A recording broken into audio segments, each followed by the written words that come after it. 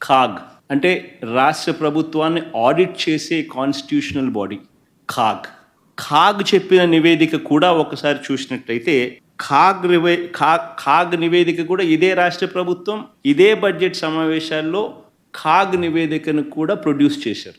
అసెంబ్లీలో వాళ్ళు అది కూడా చూపించడం జరిగింది, ప్రొడ్యూస్ చేయడం జరిగింది. ఖాగ్ రిపోర్ట్లో కూడా 2023-24 సంబంధించి accounts at a glance page number 18, page number 20 ఖాగ్ రిపోర్ట్లో పేజ్ నెంబర్ 18, పేజ్ నెంబర్ 20 ఖాగ్ రిపోర్ట్లో కూడా వాళ్ళు కూడా ఇదే నెంబర్ను రాటిఫై చేస్తూ ఖాగ్ కూడా రిపోర్ట్ ఇచ్చింది.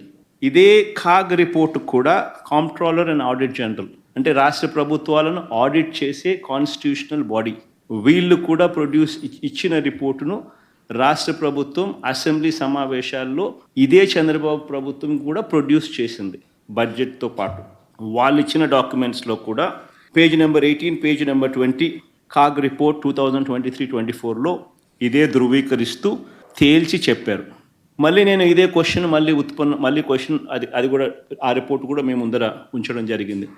ఖాగ్ రిపోర్ట్ కూడా కింద పైన 2 budget documents page number 14 and 16 కింద ఉన్నవి 2 CAG reports page number 18 and page number 20 ఈ 2 కూడా చూపించడం జరుగుతూ ఉంది.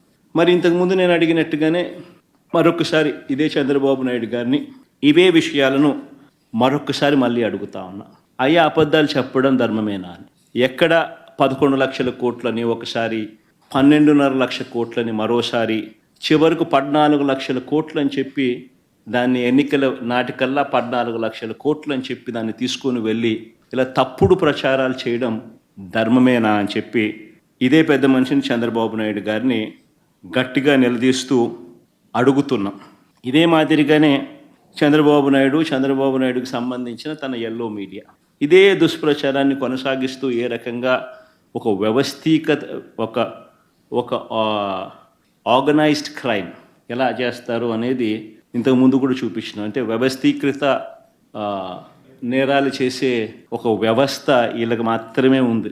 ఒక పద్ధతి ప్రకారం ఒక గోబెల్స్ ప్రచారంలో భాగంగా వాళ్ళకి సంబంధించిన ఎల్లో మీడియా అంటే ఓ ఈనాడు, ఓ ఆంధ్రజ్యోతి, ఓ TV5 వీళ్ళకు తోడు ఏ రకంగా వీళ్ళు ఉంటారు, ఏ రకంగా చంద్రబాబు నాయుడు ఉంటాడు, ఏ రకంగా ఓ దత్తపుత్రుడు ఉంటాడు, ఏ రకంగా వీళ్ళకు బీజేపీ పార్టీలో కూడా వీళ్ళకి సంబంధించిన మనుషులే అక్కడ కూడా ఉంటారు. వాళ్ళు కూడా ఏ రకంగా అందరూ కలిసి ఒకే కోరస్గా ఏ రకంగా అబద్ధాలకు రెక్కలు గట్టి ప్రచారం చేస్తారు, ఒక వ్యవస్థీకృత క్రైమ్ ఏ మాదిరిగా చేస్తారు అని చెప్పి మీకు ఇంతకు ముందు కూడా విపులంగా కూడా చెప్పడం కూడా జరిగింది.